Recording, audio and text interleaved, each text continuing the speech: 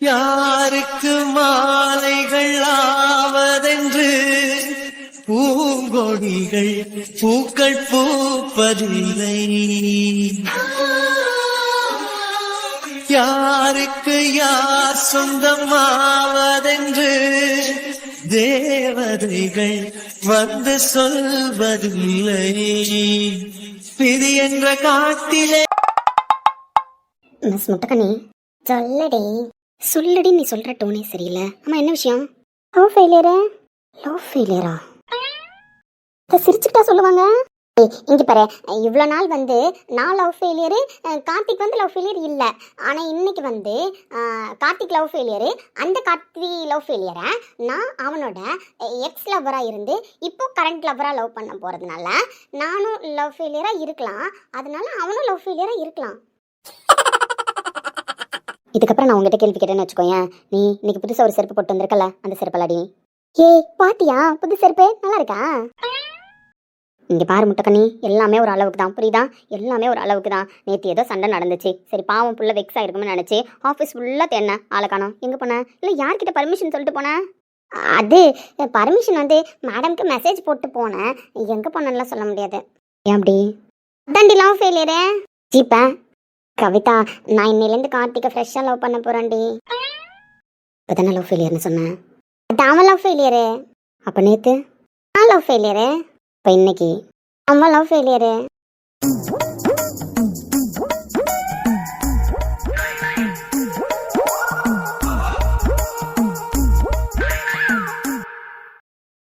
என்ன பார்த்தா எதுவும் பைத்தியக்காரி அப்படின்னு எழுதிலையே? இல்லை நீ பைத்தியக்காரி இல்லைன்னா இல்லை, கன்ஃபார்ம் பண்ணிக்கிட்டேன். இந்த விஷயத்தை அப்பப்போ இந்த ஆஃபீஸில் கன்ஃபார்ம் பண்ணிக்க வேண்டியதாக தான் இருக்குண்ணே. கன்ஃபார்ம் பண்ணிக்கொடி, உனக்கு கன்ஃபர்மேஷன் இன்ஃபர்மேஷன் எல்லாம் நான் பண்ணுறேன். முட்டக்கண்ணி உன் டோனே சரியில்லை தெரியுதா பேசுறது? அந்த லவ் வந்துட்டா அப்படி தாண்டி இருக்கும். சரி, லாஸ்ட் பட் நாட் லீஸ்ட் ஒரு கொஷின் கேட்குறேன், அதுக்கு மட்டும் கரெக்டாக பதில் சொல்லுண்ணே. கேளுடி. நீ லவ் ஃபெயிலியரு, அது நேற்று. ஆனால் கார்த்திக் லவ் ஃபெயிலியரு, அது இன்னைக்கு. நீ இப்போ என்ன பண்ண போகிற? கார்த்திகை லவ் பண்ண போகிறேன். கார்த்திக் என்ன பண்ண போகிறான்? என்ன ஐ ஹெட்டியோன்னு சொல்ல போகிறான். அதுக்கு நீங்கள் என்ன பண்ண போகிறீங்க?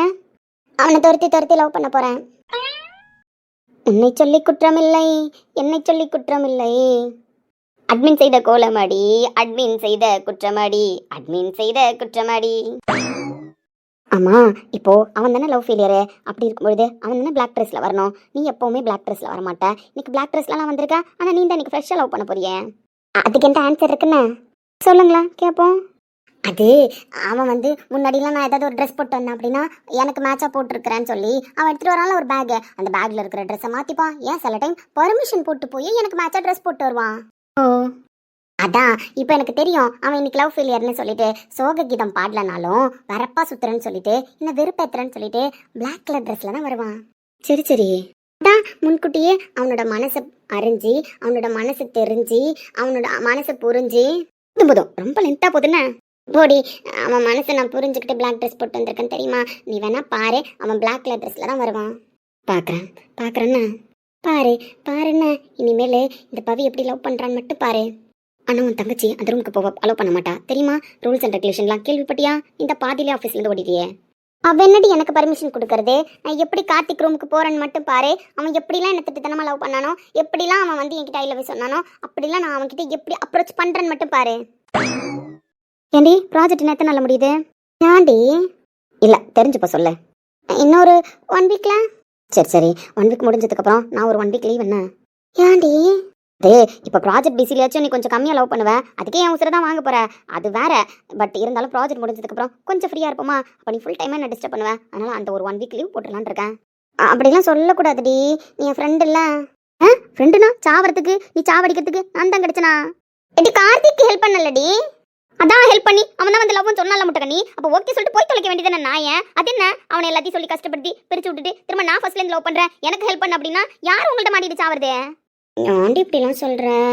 கார்த்திகனா தெக்கட்ட லவ் பண்ணணும், தீராத காதலோட லவ் பண்ணணும். பவி முடியல தெரியுமா, காலையில நீ ரொம்ப ஃபார்மில் இருக்கம்மா, டைமிங்கில் அடிக்கிற. காதல் வந்தாதெல்லாம் தானே வருதுடே. ஐயோ கடவுளே, தலை சுத்துதே. காதல் சடுகுடு குடு.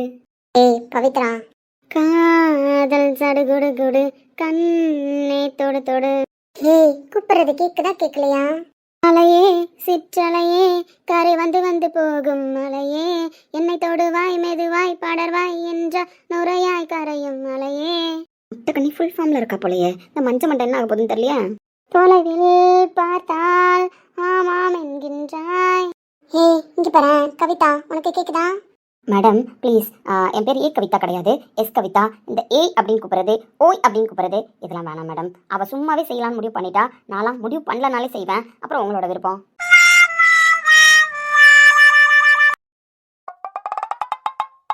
சொல்லுங்க சார், பதில் சொல்லுங்க. எப்படி வீட்டுக்கு வந்தீங்க? பொம்மியம்மா ஞாபகம் வந்துருச்சா? இல்ல கீர்த்தனா ஞாபகம் வந்துருச்சா? கையில கொலுசு வச்சுட்டு உட்காந்துருக்கீங்க. அப்படியே கீர்த்தனா ஞாபகம் வந்தாலும் கீர்த்தனாவை பார்க்க இல்லை போயிருக்கணும் நீங்க. அதை விட்டுட்டு வீட்டில் இருக்கீங்க. பொம்மியம்மா கிட்ட கேட்டா காலையில இருந்து வீட்டில் இருக்கான்ப்பா, ஆனா என்கிட்ட எதுவும் பேசல, அமைதியாவே தான் இருக்கான் அப்படின்னு சொல்றாங்க. வீட்டுக்கு வந்தா பொம்மியம்மா கிட்ட பேசதானே வந்திருக்கணும். அதை விட்டுட்டு ரூம்ல உட்காந்து தனியா செவுத்த பார்க்க வந்தீங்க. இல்லை உங்க ரூம்ல ஏதாவது பொருளை கண்ணன் தேட வந்தீங்களா? எனக்கு புரியல. I need answer. நேற்று நைட்லேருந்து இப்போ வரைக்கும் நீ எனக்கு கால் பண்ணல, புரியுதா? ஃபர்ஸ்ட் டைம் நீ என்கிட்ட இன்ஃபார்ம் பண்ணாமல் என்னை விட்டு பிரிஞ்சு வந்திருக்க. இதுக்கான ரீசன் எனக்கு தெரியணும். செகண்ட், பொம்மி அம்மாக்கிட்டே நீ சரியாக பேசல, புரியுதா? இந்த ரூமை விட்டு வெளியிலையும் போகல. இதுக்கெல்லாம் என்ன காரணம்னு சொல்லு. நான் தெரிஞ்சுக்கிறதுக்காக தான் வந்திருக்கேன். கண்டிப்பாக தெரிஞ்சுக்கிட்டே தீருவேன். டேய், அதெல்லாம் ஒன்றும் இல்லைடா. இப்போ ஆஃபீஸ்க்கு கிளம்பலான்னு தான் இருந்தேன். அரே, நீ ஆஃபீஸ்க்கு கிளம்பலான்னு இருந்த அப்படிதானே? ஆமாண்டா. உன்னை விட்டுட்டு நான் என்ன பண்ண போறேன் வீட்டில்? சரி வந்துட்டோம், பூமி அம்மா சமைக்கிறேன்னாங்க, சாப்பிட்டு அப்படி கிளம்பலான்னு இருந்தேன். எனக்கு புரியல சஞ்சய், நீ ஏன்டா இப்படி இருக்க? அப்படி நான் என்ன உனக்கு பண்ணிட்டேன்? எனக்கு புரியவே இல்லை. என் லைஃப்காக எல்லாத்தையுமே இழந்துட்டு நிப்பியா? டேய், என்னடா இப்போ என்ன உனக்கு பிரச்சனை? எப்போவுமே நான் அவளை பற்றி நினச்சி ஃபீல் பண்ணுறேன் தானே. உங்ககிட்ட தான் சொல்லிட்டேன்ல அவளை லவ் பண்ணுறேன் அப்படின்னு சொல்லிட்டு. இந்த கொலுசு கூட அவன் ஞாபகமாக தான் எடுத்து வச்சிருந்தேன். ரூமுக்கு வந்தேன், சரி கொலுசு இங்கே இருந்துச்சுன்னு எடுத்து பார்த்துட்டு இருந்தேன். மற்றபடி எதுவும் இல்லை.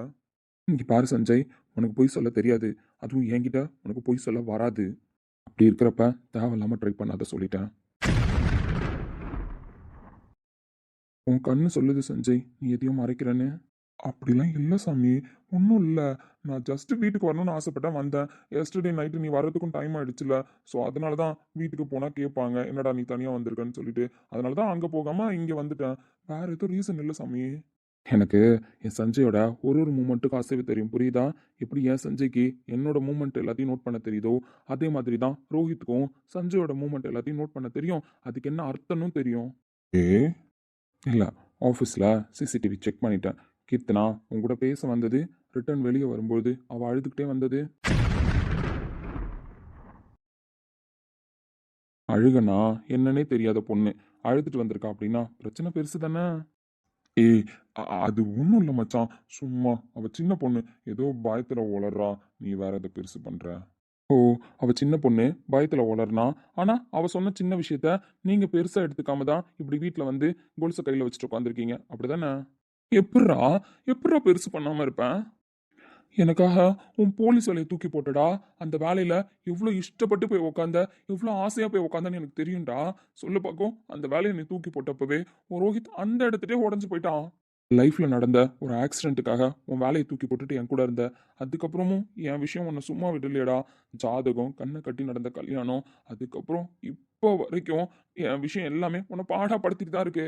டேய் பாரு சஞ்சய், எனக்கு தெரியும் எனக்கு நடந்தது எல்லாமே ஏதோ ஒரு நேரம் நடந்துருச்சு, அவ்வளோதான். பட் கண்ணை கட்டிட்டு ஒருத்தி கழுத்தில் தாலி கட்டணும், அவள் வாழ்க்கையை நம்ம வீணாக்கிட்டோமே, அவள் வாழ்க்கையை நம்ம அழிச்சிட்டோமே அப்படின்னு ஒரு நிமிஷமும் மனசு நொந்து போய் தாண்டா நரகத்தை அனுபவிச்சுட்டு இருந்தேன். அப்படிப்பட்ட நரகத்துலையும் என் கூடவே இருந்தவன் நீ. என் சஞ்சய் மட்டும் இல்லைனா இந்த 2 வருஷம் நான் இருந்திருப்பேனாடா, வைத்தியக்காரனா இருப்பேன்டா. பாரு மச்சான், எனக்காக உன் கெரியரை இழந்த, உன் சந்தோஷத்தை இழந்த, இப்போ உன் காதலையும் எனக்காக இழக்கலாம்னு முடிவு பண்ணிட்ட, அப்படிதானே? மச்சான், கீர்த்தனா பயப்படுறது கரெக்டு தானே. அவங்க அத்தை பையன் ஊர்லேருந்து வரப்போறான். அவங்க அத்தை மேபி பொண்ணு கேட்டாங்க அப்படின்னா, அவங்க அப்பா ஏதோ ஒரு மனசு மாற்றத்துல ஓகே சொல்லிட்டாரு அப்படின்னா, எப்படி நம்ம போய் ஸ்டாப் பண்ண முடியும்? அவர் எந்த முடிவு எடுக்காததுக்கு முன்னாடி தானே நம்ம போய் ஸ்டாப் பண்ணலாம். அவ உன்கிட்ட பயந்து வந்து இந்த விஷயத்த சொல்றா அப்படின்னா, அவளுக்கு நீ ஆறுதல் சொல்லலனாலும் பரவாயில்ல. நீயே ரிசப்ஷன் முடிட்டோம் அப்படின்னு ஒரு ரீசன் வச்சு தள்ளி வைக்கிற அப்படின்னா, அது எப்படிடா? என் சந்தோஷம் தான் முக்கியம் அப்படின்னா உன் வாழ்க்கை முக்கியம் இல்லையா எனக்கு? இங்க பாரு, திரும்பவும் சொல்லிட்டேன், எவ்வளோ சீரியஸா பேசினாலும் சரி, எனக்கு உன் சந்தோஷம் தான் முக்கியம், புரியுதா? 2 வருஷமா நீ ஒரு தடவை கூட மனசார சிரிக்கல, அதை நான் பார்க்கல. நந்தினி யாருன்னு தெரிஞ்சதுக்கு அப்புறம் தான் இப்பதான் உன் கண்ணுல ஒரு நிம்மதி தெரியுது. இந்த நேரத்துல என் லவ் பத்தி பேசி வீட்டுல குழப்பத்தை உண்டாக்கி ஒரு ரிசப்ஷனை நானே கெடுக்கணும் அப்படித்தானே சொல்ல வர? இல்ல அந்த தாலி கட்டின பொண்ணு கிடைச்சிட்டா, அவதான் நந்தினின்னு தெரிஞ்சிருச்சு, இது மேல எனக்கு என்ன வேணும் அப்படின்னு சொல்லிட்டு நான் மாட்டுக்கு என் லைஃபை பார்க்கணும் அப்படி சொல்ல வரியா? சஞ்சய், சொல்றத அண்டர்ஸ்டாண்ட் பண்ணு. போய் பேசி பார்க்கலாம் தானே சொல்றேன். இங்க பாரு, நான் அவகிட்ட லவ் சொல்லல, அவளும் என்கிட்ட பெருசா பேசுனது கிடையாது அதை பத்தி. ஆனா எங்க 2 பேருக்கும் தெரியும் நாங்க 2 பேரும் ஒரு அண்டர்ஸ்டாண்டிங்ல தான் இருக்கோம்னு சொல்லிட்டு. பட் அதையும் மீறி அவளுக்கு ஏதோ ஒரு விஷயம் பயத்தை கொடுக்குது. அதெல்லாம் கரெக்டு தான், அதெல்லாம் மேனேஜ் பண்ணிக்கலாம். அதுக்குன்னு அவ வந்து சொல்லிட்டா உடனே போயிட்டு என் ஃப்ரெண்டுக்கு உங்க பொண்ணை கொடுத்தீங்க, எனக்கு உங்க பொண்ணை கொடுங்க அப்படின்லாம் அவர்கிட்ட போய் நிக்க முடியாது. என்ன ஒரு குற்றவாளியாவே கடைசி வரைக்கும் வச்சிருக்கணும்னு நினைக்கிறல்ல? ஏற்கனவே நீ அந்த போலீஸ் வேலையை தூக்கி போட்டப்பவே நான் உடஞ்சு போய் உட்காந்துருக்கேன். அப்படி இருக்கிற பட்சத்துல இப்ப என் ரிசப்ஷன் முடியறதுக்குள்ள வேற ஏதாவது ப்ராப்ளம் வந்துருச்சுன்னு வச்சுக்கோ, இன்னும் உன் லவ் உன் கையில இருந்து பிடிக்கிட்டேன், உன் மனசுல இருந்து தூக்கி போறதுக்கு நானே காரணம் ஆயிட்டேன் அப்படின்னு தெரிஞ்சா நான் நந்தினியோட நிம்மதியா வாழ்ந்துருவேன் நினைக்கிறியா? இங்க பாரு, எத்தனை தடவை கேட்டாலும் என் புடிவாதத்துல இருந்து நான் மாற போறது இல்ல. பாரு, உன் லைஃப்காக நான் என்ன வேணாலும் பண்ணுவேன். இப்ப நீ என் கூட வரியா இல்லையா? இந்த சஞ்சய் இல்லாம இந்த ரோஹித் இல்ல, எப்படி உனக்கு ரோஹித் ஃபேஸில் சந்தோஷம் இல்லாமல் இருந்தா உனக்கு லைஃபே இல்லைன்னு தோணுதோ, அதே மாதிரி தான் ரோஹித்துக்கும். என் சஞ்சய் ஃபேஸில் சந்தோஷம் இல்லை அப்படின்னா இந்த ரோஹித் லைஃப்லையும் சந்தோஷம் இல்லை.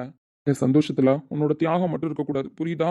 உன்னோட லைஃப்பும் இருக்கணும், உன் வாழ்க்கை உன் கையில் இருக்கணும். நீயும் கீர்த்தனாவும் சந்தோஷமா இருந்தாதான்டா நான் நந்தினியோட முழுசாக வாழ்வேன். நான் கீர்த்தனாவை லவ் பண்ணுறேன்னு சொல்லிட்டேன், கல்யாணம் பண்ணிக்கிறேன்னு சொல்லிட்டேன். ஏன் உங்கள் எல்லாராலையும் ரிசப்ஷன் வரைக்கும் வெயிட் பண்ண முடியல? நம்ம ஏன் ரிசப்ஷனுக்கு அப்புறம் கேட்குற பொண்ணை இப்போ கேட்கக்கூடாது? நான் சொன்னோம் மண்டையில ஏறாதாடா? ஏறாது.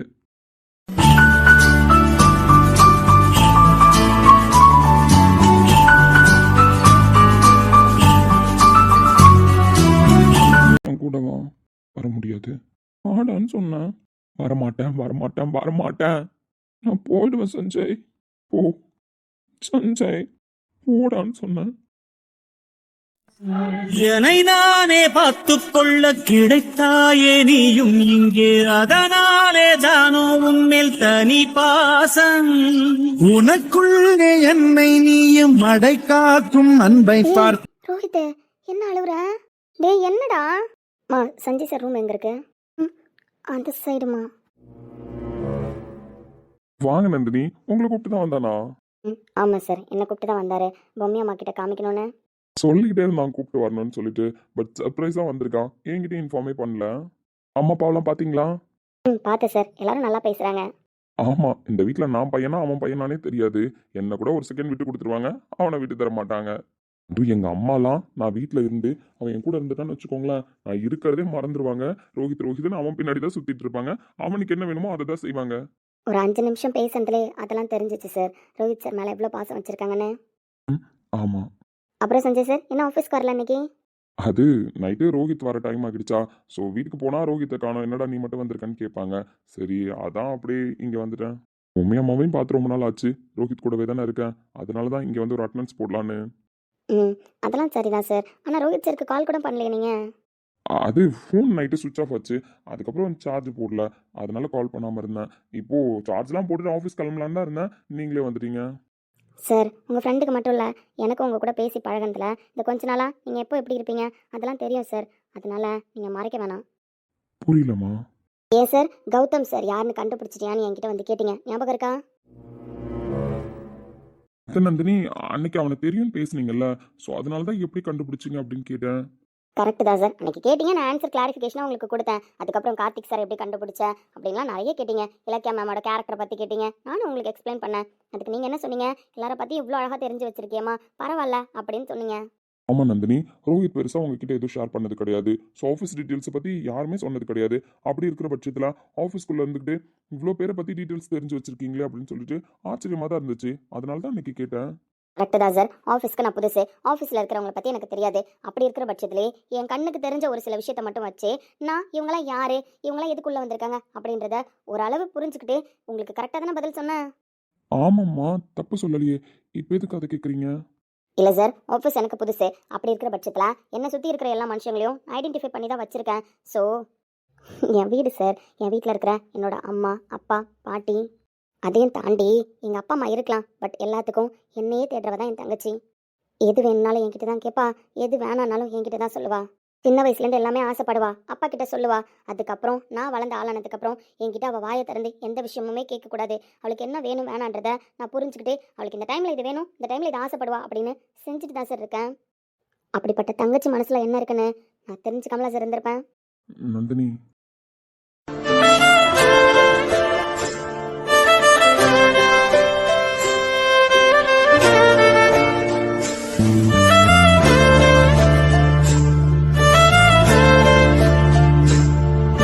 கீர்த்தனாவை சின்ன வயசுலேருந்து நான் தான் சார் வளர்த்துருக்கேன். அவளுக்கு அம்மாவாக இருந்தது நான் தான். அப்படி இருக்கும் பொழுது எனக்கு தெரியாதா சார் எந்த டைமில் என் தங்கச்சி எப்படி இருப்பா, எப்படி பேசுவா, அவளோட ஆட்டிடியூட் எப்படி இருக்கும், அவளோட ஆட்டிடியூடில் எப்படி சேஞ்சஸ் வந்துச்சு, இதெல்லாம் நான் நோட் பண்ணாமலா சார் இருந்திருப்பேன்.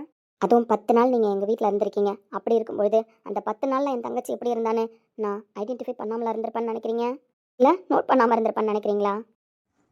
அது அது வந்து நந்தினி, எல்லாத்தையும் பட்டு பட்டுன்னு தானே கேட்பீங்க. அப்படி இருக்கும்பொழுது ஏன் நந்தினி கம்மன்னு இருந்தீங்க, ஏன் நந்தினி என்ன எந்த கொஸ்டினுமே கேட்காம இருந்தீங்க, என் சட்டையை பிடிச்சி கேள்வி கேட்டிருக்கலாமே, ஏன் இப்படி என் தங்கச்சி மனசில் ஆசை வளர்ற அளவுக்கு நீ நடந்துக்கிட்ட அப்படின்னு கேட்டிருக்கலாமே அப்படின்னு நீங்கள் கேட்கலாம். பட் உங்கள்கிட்ட கேட்கணும்னு தோணல. ரோஹித் சார் கிட்ட கேட்டேன். உங்கள் ஃப்ரெண்ட் என்னை வெளியில் கூப்பிட்டுட்டு போனார்ல, அப்போ தான் நாங்கள் 2 பேருமே டிஸ்கஸ் பண்ணோம். என்ன சார் ஏதோ பேசணும்னு சொல்லிட்டு அமைதியாகவே இருக்கீங்க? நீ ஏதோ பேசணும்னு சொன்னியே, என்ன விஷயம்? இல்லை நீங்கள் ஃபஸ்ட்டு சொல்லுங்கள். நீங்கள் தானே பேசணும்னு சொன்னீங்க. நான் என்ன பேசுறது, எப்படி ஆரம்பிக்கிறதுன்னு தெரியாம தான் இருக்கேன். சொல்லுங்கள். இந்த உலகத்துல எல்லாரும் அவங்கவுங்களுக்காக வாழ்வாங்க. ஆனா எனக்காகவே ஒருத்தன் வாழறான் அப்படின்னா அது என் சஞ்சய் மட்டும்தான். சின்ன வயசுலேருந்து அவனுக்காக நான் எதையும் பெருசாலாம் செஞ்சது கிடையாது. ஆனா அவன் என் மேல உயிரே வச்சிருக்கான். தெரியும் சார், அவர் எந்த அளவுக்கு உங்கள் மேலே பாசமாக இருக்காரு அப்படின்னு எனக்கு தெரியும். அதே மாதிரி இப்போது அவரை பற்றி தான் பேச வந்திருக்கீங்கன்னு என்னால் அண்டர்ஸ்டாண்ட் பண்ண முடியுது. அவனை பத்தி தான் பேச வந்திருக்கேன். அவன் யாருன்னு தெரியுமா உனக்கு? உங்கள் ஃப்ரெண்டு. ஸோ நம்ம ஆஃபீஸில் ஒர்க் பண்ணுறாரு. இல்லை நந்தினி, இல்லையா? சஞ்சய் என்னோட ஃப்ரெண்டு தான். அதில் எதுவும் இஷ்யூஸ் இல்லை. பட் இந்த ஆஃபீஸில் செக்யூரிட்டி கார்டாக இருக்க வேண்டியது அவன் கிடையாது. எனக்கு பாதுகாப்பாக நிற்க வேண்டியதும் அவன் கிடையாது. புரியல சார். அவன் ஆசைப்பட்டது எனக்கு செக்யூரிட்டி கார்டாக இருக்கணுன்றது கிடையாது. அவன் ஆசைப்பட்டது எல்லாமே போலீஸ் போலீஸ் போலீஸ். போலீஸா? ஆமாம், போலீஸ் தான் அவனோட சின்ன வயசு கனவு இது. மச்சான், ஒரு நாள் நான் காக்கி யூனிஃபார்ம் போட்டுட்டு வந்து உன் முன்னாடி வந்து கெத்தா நிப்பண்டான்னு சொல்லிட்டே இருப்பான். அவன் ஆசைப்பட்ட மாதிரியே படித்து கஷ்டப்பட்டு போலீஸ் வேலையிலையும் ஜாயின் பண்ணிட்டான். சார் நான் வேலையில் சேர்ந்து 10 நாள்லேயே எனக்கு ஒரு பெரிய ஆக்சிடெண்ட் ஆச்சு. என்ன சொல்கிறீங்க? கிட்டத்தட்ட நான் கோமாவுக்கே போகிற ஸ்டேஜ். அப்போது பிரகாஷ் ஃபாரின்ல இருந்தான். யாருமே எனக்கு நடந்த ஆக்சிடெண்ட்டை பற்றி பிரகாஷ் கிட்ட இன்ஃபார்ம் பண்ணல. என் ஃபேமிலிக்கு உறுதுணையாகவும் எனக்கு பாதுகாப்பாகவும் நின்று நான் எப்படியாவது வந்துடணும் அப்படின்னு சொல்லிட்டு எனக்காக போராடினது என் சஞ்சய் தான். அதுக்கப்புறம் ஹாஸ்பிட்டல்லே ராத்திரியும் பகலுமா எனக்காக என் கூடவே இருந்தான் என் சஞ்சய். சரியாக வேலைக்கு போகல அப்படின்னு டிபார்ட்மெண்ட்டில் ப்ராப்ளம் ஆச்சு.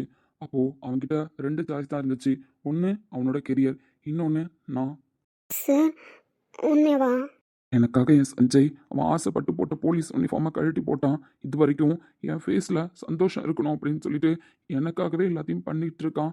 எல்லா டைமும் அவன் கூட இருக்கிற ஒரு செகண்டும் சின்ன வயசுலேருந்து அவன் காக்கி யூனிஃபார்ம் போடுற வரைக்கும் மச்சான் நான் போலீஸ் அவன்டா, இப்படி இருப்பேன்டா அப்படி இருப்பேன்டா, மாஸ் பண்ணணும்டா அப்படின்னு ஏகப்பட்ட கனவு பேசியிருக்கான். ஆனால் எனக்காக எப்போ அந்த போலீஸ் யூனிஃபார்மை தூக்கி போட்டானோ அதுக்கப்புறம் இந்த 2 வருஷமா போலீஸ் என்ற பேச்சையும் அவன் பேசுறது கிடையாது. ஏன், நாங்கள் 2 பேரும் ஏதோ ஒரு இடத்துக்கு போகும்போது போலீஸ் இந்த மாதிரிலாம் பந்தோபஸ்துக்கு நிற்பாங்களே, ஸோ அப்படி யாரையாவது பார்த்தா கூட அந்த இடத்துல கூட நிற்க மாட்டான். அங்கே நின்னோம் ஒரு செகண்டு, அவங்கள ஒரு செகண்ட் நம்ம பார்த்தோம் அப்படின்னா நம்ம கண் பார்வையில் ஏக்கம் தெரிஞ்சிரும். அந்த ஏக்கத்தை ரோஹித் பார்த்தா கூட அவன் ஃபீல் பண்ணுவான்னு சொல்லிட்டு எனக்காக எந்த விஷயத்த அவன் உயிராக நினச்சானோ அதே விஷயத்த எனக்காக ஒரு நிமிஷம் அவன் தூக்கி போட்டு அவாய்ட் பண்ணும்போது எனக்கு எப்படி இருக்கும் தெரியுமா? ஃப்ரெண்டுக்கு உண்மையாக இருக்கலாம், பட் உயிராக இருக்க என் சஞ்சயால் மட்டும்தான் முடியும். இப்போ நீங்கள் சரியாயிட்டீங்கல்ல, நானும் தான் உங்கள் கூட வந்துட்டேன்ல. வந்துட்டேன். இதுக்கப்புறம் அவனை எப்படியாவது யூனிஃபார்ம் போட வைக்கணும் தான் அதுக்கான ஸ்டெப்பெல்லாம் எடுத்துகிட்டு இருக்கேன். எப்படியும் போட வச்சிருவேன், அதில் எனக்கு நம்பிக்கை இருக்குது. பட் அதுக்கு முன்னாடி அவன் ஆசைப்பட்டது ஃபஸ்ட்டு போலீஸ் யூனிஃபார்ம். அதுக்கப்புறம் அவன் ஆசைப்பட்டது அந்த விஷயத்தை பற்றி தான் உங்ககிட்ட பேசணும்னு கூப்பிட்டேன். எனக்கு தெரியும் சார். நந்தினி, அவர் ஆசைப்பட்டது கீர்த்தனாவான்னு எனக்கு தெரியும் சார். என் தங்கச்சியை பார்த்து பார்த்து வளர்த்துருக்கா சார். என்னதான் எங்கள் அப்பா அம்மான்னு இருந்தாலும் அவள் எல்லாத்துக்குமே என்ன தான் தேடி இருக்கா. அவள் எப்போவுமே எதுக்குமே பெருசாக ஆசைப்பட்டது கிடையாது. அப்படி ஒரு விஷயம் அவள் ஆசைப்படுறா அப்படின்னா அவள் ஆசைப்பட்டு கேட்கறதுக்கு முன்னாடியே அந்த விஷயத்த அவள் கையில் கொடுத்து தான் பழகிருக்கோம். அப்பாவும் சரி நானும் சரி வீட்டில் எவ்வளோ கஷ்டம் இருந்தாலும் அவளுக்கு எல்லாமே பண்ணி பார்க்கணுன்னு தான் ஆசைப்படுவோம். எங்கள் வீட்டில் அவள் ரொம்ப செல்லம் சார்.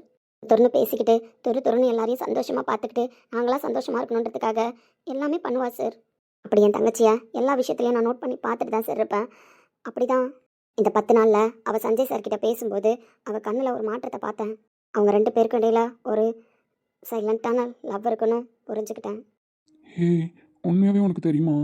ஆமாம் சார் தெரியும். பட் நீங்கள் 2 பேருமே பேசி ஏதாவது ஒரு முடிவு எடுப்பீங்கன்னு பார்த்தேன். பட் நீங்கள் 2 பேரும் பேசுகிற மாதிரியும் தெரியல.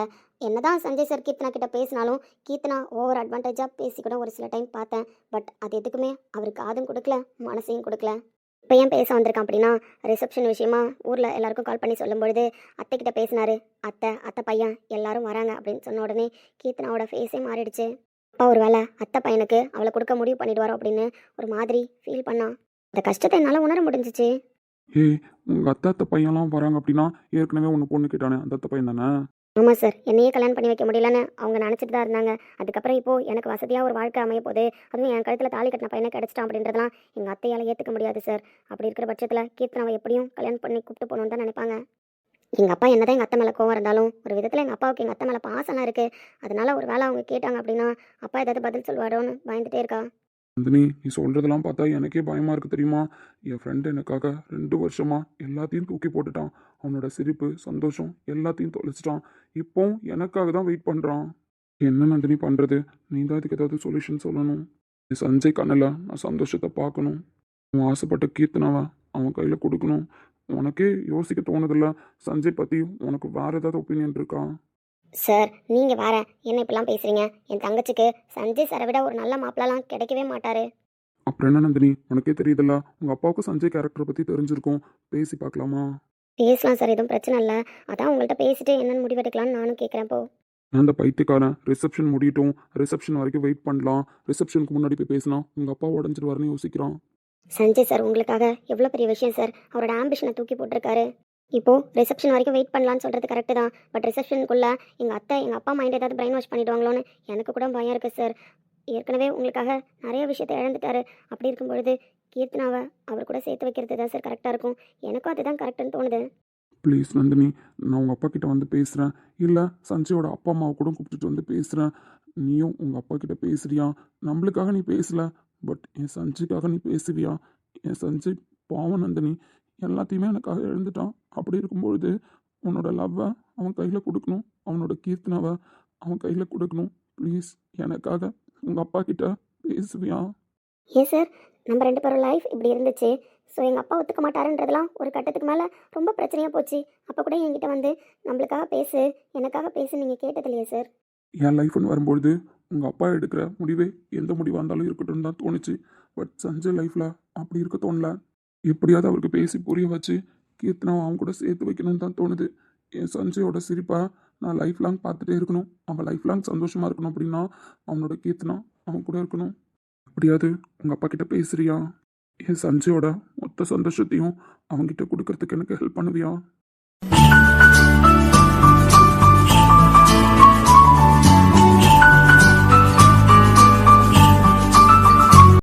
சார், நீங்கள் உங்கள் வாழ்க்கையில் எல்லாத்தையும் இழந்துட்டு ரோஹித் சார்க்காக தியாகம் பண்ணுறது மூலயமா அவர் நல்லா இருந்துருவாருன்னு நினைக்கிறீங்களா? அவர்கிட்ட போய் உங்களுக்கு என் கூட வாழற லைஃப் முக்கியமா இல்லை சஞ்சய் சார் கூட இருக்கிற உங்கள் ஃப்ரெண்ட்ஷிப் முக்கியமான்னு கேட்டால் வெளியில் போடின்னு ஒரு நிமிஷம் கூட யோசிக்காமல் சொல்லிடுவார் சார். அந்த அளவுக்கு உங்கள் மேலே பாசம் வச்சிருக்காரு. அப்படி இருக்கும்பொழுது உங்கள் வாழ்க்கையில் நீங்கள் எல்லாத்தையும் இழந்துட்டு நிற்கும்போது அவர் எப்படி சார் சந்தோஷமாக இருப்பார்? அழறாரு சார். என்ன பேசுனீங்கன்னெலாம் 2 பேரும் எனக்கு தெரியல. பட் அவர் அழுத நான் பார்த்ததே கிடையாது. ஃபர்ஸ்ட் டைமாக இப்போ தான் பார்க்குறேன். உங்கள் ஃப்ரெண்டு அழுகக்கூடாதுன்னு தானே நினைக்கிறீங்க? உங்கள் ஃப்ரெண்டு ஃபீல் பண்ணக்கூடாதுன்னு தான் நினைக்கிறீங்க. பட் அவர் அழுக ஸ்டார்ட் பண்ணிட்டாரு சார். இதுக்கப்புறம் உங்கள் லைஃப்பை உங்கள் கையில் கொடுக்காம அவரோட அழுகையை ஸ்டார்ட் பண்ண முடியாது. 2 வருஷமாக அவரை மீட் எடுத்துகிட்டு வந்துட்டேன்லாம் சொல்கிறீங்க. பட் திரும்ப அவர் எந்த மாதிரி சுச்சுவேஷனுக்கு தள்ள போகிறீங்கன்னு தெரில. அவர் அந்த மாதிரி அழகிறதுக்கும் ஃபீல் பண்ணுறதுக்கும் நீங்களுமே காரணமாக இருந்துடாதீங்க. உங்களை விட ஒரு நல்ல மாப்பிள்ளை என் தங்கச்சிக்கு கிடைக்க மாட்டாங்க சார். நான் பேசுகிறேன் அப்பா கிட்ட. நீங்களும் உங்கள் அப்பா அம்மாவை கூப்பிட்டு வந்து பேசுங்க. நீங்கள் ஏன் சார் லவ் மேரேஜ்னு இதை கன்வே பண்ணுறீங்க? வீட்டில் எல்லாரும் வந்து கேட்டாங்கன்னா பிடிச்சிருக்க பொண்ணு கேட்குறாங்க அப்படின்ற மாதிரி தானே சார் கன்வே ஆகும். நம்ம அப்படியே மூவ் பண்ணலாம் சார். நீங்கள் தயவு செஞ்சு ஃபீல் பண்ணாமல் உங்கள் அப்பா அம்மாவை கூப்பிட்டுட்டு வந்து பேசுங்க. நீங்கள் பேசினா மட்டும்தான் ரோஹித் சார் சந்தோஷமாக இருப்பார். நான் அப்பா கிட்ட பேசுகிறேன் சார். உன் விளையாட்டுக்கு உங்கள்கிட்ட கேட்டிருந்தாலும் ஒரு சில டைம் கேட்டிருக்கான்ல, எனக்காக உங்கள் அப்பா கிட்ட பேசுன்னு சொல்லிட்டு. ஸோ அப்போ நீங்கள் ஏன் பேசல? சார் அது வேற சார். அப்பா அப்போ ஃபீல் பண்ணுவார். ஸோ அப்பா எங்கள் விஷயத்தில் ரொம்ப கோவமாக இருந்தார். அதனால் நான் போய் பேசல, அவரை கஷ்டப்படுத்தக்கூடாதுன்னு. மற்றபடி இப்போ உங்களை மாதிரி இல்லைல்ல சார். அப்போ நீங்கள் யோசிச்சிங்க உங்கள் அப்பாவை கஷ்டப்படுத்தக்கூடாது அப்படின்னு சொல்லிட்டு. இப்போ நான் யோசிக்கிறேன். ஏன்னா உங்கள் வீட்டில் இருந்தப்போ உங்கள் தங்கச்சி மட்டும் எனக்கு பிடிச்சில்ல நந்தினி, உங்கள் குடும்பத்தையும் எனக்கு பிடிச்சிருந்தது. புரியுதா? அதுவும் உங்கள் அப்பா கேரக்டர்லாம் வேற மாதிரி. பொண்ணுங்களுக்காக மட்டும்தான் அந்த மனுஷன் வாழ்ந்துட்டு இருக்காரு. இப்போதான் ஒரு பொண்ணோட வாழ்க்கை இருட்டுக்குள்ளேருந்து வெளிச்சத்தில் வந்திருக்கு. அப்படி இருக்கும்பொழுது இன்னொரு பொண்ணு லவ் பண்ணுறா அப்படின்ற விஷயத்த போய் உங்கள் அப்பா கிட்ட சொன்னேன்னு வச்சுக்கோங்களேன். இல்லை நானே ஆசைப்பட்டு வந்து பொண்ணு கேட்குறேன் அப்படின்னாலும் இது அரேஞ்ச் மேரேஜ் மாதிரியா இருக்கும். நம்ம வீட்டில் 10 நாள் ஒரு பையனை தங்க வச்சோம். அந்த பையன் திடீர்னு நம்ம பொண்ணு மேலே ஆசைப்பட்டு கேட்குறான் அப்படின்னா நம்ம பொண்ணு மட்டும் ஆசைப்படாமலா இருந்திருப்பா அப்படின்னு உங்கள் அப்பாவுக்கு தோணும் தானே? நான் தப்பு சொல்லலை. நான் எப்போ பொண்ணு கேட்டாலும் அப்படிதான் உங்கள் அப்பாவுக்கு கன்வே ஆக போகுது. பட் அவருக்கு கொஞ்சம் டைம் கொடுத்து அவருக்கு புரிய வைக்கிற மாதிரி பேசலான்னு தான் சொல்கிறேன். அதுக்கு ஃபர்ஸ்ட் ஆஃப் ஆல் உங்கள் பிரச்சனை சால்வ் ஆகட்டும். ரிசப்ஷன் முடியட்டுமே. ஏன் யாரும் அது வரைக்கும் வெயிட் பண்ண மாட்டேன்னு பிடிவாதம் பிடிக்கிறீங்க? சார் அதுக்கு முன்னாடி ப்ராப்ளம் ஏதாவது வந்தால் என்ன பண்ணுவீங்க? ப்ராப்ளம் வந்தால் வந்துட்டு போட்டு நந்தினி. என்ன சார் இப்படி சொல்கிறீங்க? நான் தான் சொல்லிட்டேன்ல நந்தினி. நான் என் ஃப்ரெண்டுக்காக ஃபர்ஸ்ட் ஆஃப் ஆல் யோசித்தேன். இப்போ உங்கள் ஃபேமிலி கூட வந்து பேசி பழகினதுக்கப்புறம் உங்கள் ஃபேமிலிக்காக நீங்கள் எப்படி யோசிச்சிங்களோ அதே மாதிரி நானும் யோசிக்கிறேன். என்ன தான் கீர்த்தனா என் மேலே ஆசைப்பட்டாலும் நான் அவன் மேலே ஆசைப்பட்டாலும் கீர்த்தனா மனசுலையும் ஒரு சில விஷயம்லாம் இருக்குது. உங்கள் அப்பாவை கஷ்டப்படுத்தக்கூடாது, கஷ்டப்படுத்தாம தான் எங்கள் விஷயத்தை மூவ் பண்ணணும்னு அவளும் நினைக்கிறாதான். அவள் என்ன தான் பயந்துக்கிட்டு வந்து என்ன பேசுன்னு சொன்னாலும் நான் பேசுகிறேன்னு சொன்னால் அவள் இதில் ஒத்துக்க போகிறது கிடையாது. அவள் எதிர்பார்க்கறது ஃபுல்லாக நான் அவன் மனசில் இருக்கேன். ஸோ என் மனசில் அவள் இருக்காளா அதை நான் வாயை திறந்து சொல்லணும். அதை மட்டும்தான் அவள் எதிர்பார்க்கல தவிர மற்றபடி இப்போ உடனே வந்து எங்கள் அப்பா கிட்ட பொண்ணு கேளுன்னா அவளும் சொல்லலை. ஃபர்ஸ்ட் அதை அண்டர்ஸ்டாண்ட் பண்ணுங்க. பட் அவள் ஃபீல் பண்ணுறா சார். வேறு ஏதாவது முடிவு எடுத்துட்டா என்ன ஆகுதுன்னு சொல்லிட்டு. உங்களுக்கு உங்கள் ஃப்ரெண்டு முக்கியன்ற மாதிரி எனக்கு என் தங்கச்சி முக்கியம் இல்லை சார். பாருங்க நந்தினி, திரும்பவும் சொல்கிறேன். கீர்த்தனா ஃபீல் பண்ணுறாதான், நான் தப்பு சொல்லலை. பட் கீர்த்தனா ஃபீல் பண்ணுற எமோஷன்ஸ்க்கு பின்னாடி அவள் நிதானமாக யோசிச்சுருப்பா. இப்போ வந்து அவர் பேசினா கரெக்டாகவும் இருக்காது. எப்படியாவது இந்த 4 நாள் கடந்து போகலான்னு தான் அவ்வளோ ஒரு முடிவுக்கு வந்திருப்பா. எப்படி சார் இப்படிலாம் யோசிக்கிறீங்க? எனக்கு தெரியும். பட் உங்களுக்கு ஓகேவா எனக்கு உங்கள் தங்கச்சி கல்யாணம் பண்ணி வைக்கிறதுக்கு? சார் என்ன? இல்லை, என்னை பற்றி தெரியும் தானே. அப்படி இருக்கிற பட்சத்தில் என் கூட உங்கள் தங்கச்சி நல்லா வாய் அடிச்சுட்டு சந்தோஷமாக இருப்பான்னு நினைக்கிறீங்களா? ம் உங்களுக்கு அவள் தான் கரெக்டு, அவளுக்கு நீங்கள் தான் கரெக்டு. முடிவு பண்ணாதனால தான் நானும் ஓகேன்னு சொல்கிறேன். 2 பேரும் ஏதாவது ஒரு முடிவுக்கு வாங்க. அந்த பைத்தியக்காரிக்கு ம் சாரி நந்தினி, அது பழக்க தோஷத்தில் வந்துருச்சு. கீர்த்தனாவுக்கு இப்போதைக்கே மனசில் ஆசை இருக்கா, அதை வெளியில் இவன் சொல்லுவானா அப்படின்ற எதிர்பார்ப்பு மட்டும்தான் இருக்குது. மற்றபடி இந்த 4 நாளாக உங்கள் அத்தையை எப்படி சமாளிக்கலாம், என்ன எப்படி சமாளிக்க வைக்கலாம் அப்படின்ற ஐடியாவெல்லாம் அவளே தந்து ரிசப்ஷன் வரைக்கும் ஓட்டிடுவா. அதனால நீங்கள் பயப்படப்படாதீங்க, நான் பார்த்துக்கிறேன். எதுவும் அவள் எமோஷ்னலாக பேசினாதான் என்கிட்ட. அதை வச்சு நானும் கொஞ்சம் ஃபீல் பண்ணி வீட்டிலே இருந்துட்டேன். இவ்வளோ பெரிய கலவரத்தை கூட்டிட்டேன். ஸோ ஃபீல் பண்ணாதீங்க, பார்த்துக்கலாம். அது எப்படி சார் 2 பேரும் சமாளிப்பீங்க? சமாளிக்கிறதெல்லாம் நான் பார்த்துக்கிறேன் நந்தினி. ஃபஸ்ட்டு உங்கள் புருஷனுக்கு போய் ஆறுதல் சொல்லுங்கன்னு. ரிசப்ஷன் முடியட்டும், சஞ்சய் சார் பார்த்துக்கிறாராம். கீர்த்தனாவும் எப்படியும் பார்த்துப்பா. 2 பேரையும் நம்பி ஒப்படைப்போம். ஸோ கீர்த்தனாவுக்கு யாரையும் எங்கள் அப்பா முடிவு பண்ண மாட்டார். 4 நாளாக எந்த விஷயம் நடந்தாலும் நான் உங்ககிட்ட சொல்ல தான் போகிறேன். அதுக்கு மேலே என் தங்கச்சியும் சொல்ல தான் போகிறா. அப்படி இருக்கிற பட்சத்தில் சமாளிச்சுக்கலாம். 4 நாள் கம்முன்னு இருங்க அப்படின்னு சொல்லிட்டு உங்கள் புருஷனுக்கு போய் முதல்ல ஆறுதல் சொல்லுங்கள். நான் ஏன் சார் சொல்லணும்? இவ்வளோ நாளாக எல்லாத்தையும் நீங்கள் 2 பேரும் தானே பேசிக்கிறீங்க. இப்போ மட்டும் என்ன நான் போய் சொல்கிறதுக்கு? ஏம்மா? இங்கே பாருங்க, அவர் அழறாரு. ஃபர்ஸ்ட் அவர் அழக்கூடாதுன்னு வந்து சொல்லுங்க. சமாதானப்படுத்திட்டாங்க. ஏம்மா அவன குழந்தையா நான் சமாதானப்படுத்தி தரதுக்கு? ஆமாம், அவர் குழந்தை தான். நீங்கள் சமாதானப்படுத்திட்டாங்க. அப்போ தான் அவர் நல்லா இருப்பார் பார்க்கறதுக்கு. வர்றா. அதே மாதிரி என் தங்கச்சி ஃபீல் பண்ணிட்டு இருக்கா. அவள் ஃபீல் பண்ணக்கூடாது. என்னதான் எங்கள் அத்தை வந்து பொண்ணு கேட்பாங்க அப்படின்னு அவன் மனசை ஒரு சில விஷயம்லாம் ஒரு மாதிரி பாதிச்சாலும் அவள் ஃபீல் பண்ணாத அளவுக்கு நீங்கள் தான் பார்த்துக்கணும். மறுபடியும் படுறா. சார் அவள் சின்ன பொண்ணு. சும்மா நீங்கள் அவளை ஏதோ மெச்சூர்டான பொண்ணுலாம் யோசிச்சுட்டு இருக்காதீங்கண்ணே. அவள் குழந்தை மாதிரி. அவளை அழலாம் வச்சிங்கன்னா நான் சும்மா இருக்க மாட்டேன். ஓ. ஆமாம், அவள் ஃபீல் பண்ணக்கூடாது. அவ்வளோதான் நான் சொல்லிட்டேன். நான் தான் சொல்லிட்டேன்ல. உங்கள் கேரக்டர் எப்படி அவள் சூஸ் பண்ணான்ல எனக்கு தெரியல. நீ கலாய்க்கிறீங்க பத்தியா? சீரியஸாகவே தான் சார். நீங்கள் பேசியே நான் பார்த்தது கிடையாது. அப்படியே பேசுகிறீங்க, ஏதோ சிரிக்கிறீங்க அப்படின்னா அது ரோஹித் சார் கூட பேசும்போது மட்டும்தான். இப்படி சிட்டுனே இருக்கிற ஒருத்தரை, அதுவும் எப்போ பார்த்தாலும் இந்த பிளாக் ஷீட் போட்டுட்டு சுற்றுற ஒருத்தரை எப்படி சூஸ் பண்ணான்னு தான் தெரியல. அவள் கேரக்டருக்கு உங்கள் கேரக்டருக்கு ஏணி வச்சா கூட எட்டாது. எப்படி சார்? ஒரு வழியாக கண்டுபிடிச்சிட்டீங்க போல இந்த பிளாக் ஷர்ட்டுக்கு பின்னாடி யார் இருக்கான்னு. என்ன கண்டுபிடிக்காம இருப்பேனா சார்? கரெக்டு தான். அம்மா, எஸ்டர்டே 2 பேரும் வெளியில் போனீங்களே, ஏதோ என் பொண்டாட்டியை கூப்பிட்டுட்டு ஊர்வலம் போகிறேன், தேரில் போகிறேன் அப்படின்லாம் சொல்லிட்டு போனோம். நீங்களும் சந்தோஷமாக தான் போனீங்க. அப்போ 2 பேரும் போய் உங்களுக்கான லைஃப்பை பற்றி பேசல. அது எப்படி சார் முடியும்? சரி. அவர் சும்மா 10 நிமிஷம் ஃபோனில் பேசினாலே உங்களை தேடிட்டு தான் இருப்பாரு. 10 நிமிஷத்துக்கு ஒரு வாட்டி. அப்படி இருக்கும்போது உங்களை விட்டுட்டு லாங் டிரைவரை கூப்பிட்டு போனாரு. உங்களை பற்றி பேசாமலா இருப்பாரு? நல்லா ஒரு மரத்தடியாக பார்த்து பைக்கை நிப்பாட்டிட்டு உட்காந்து உங்கள் கதையை மட்டும்தான் பேசினாரு. திருந்தவே மாட்டீங்கண்ணா. ஆனால் அவரை திருத்தி என்கிட்ட கொடுங்க, நான் நல்லபடியாக பார்த்துக்கிறேன். ஒன்று சொல்கிறதுக்குள்ள புருஷனையும் பொண்டாட்டியும் சரி தலைவர் எங்க? அங்க நின்று அழுதுட்டு இருக்காரு. என்னை நானே பார்த்துக் கொள்ள கிடைத்தாயே நீயும் இங்கே அதனாலே தானோ உன்மேல் தனி பாசம் உனக்குள்ளே என்னை நீயும் அடை காக்கும் அன்பை பார்த்து வருங்கால நட்புங்கூட நம்மை பேசும்.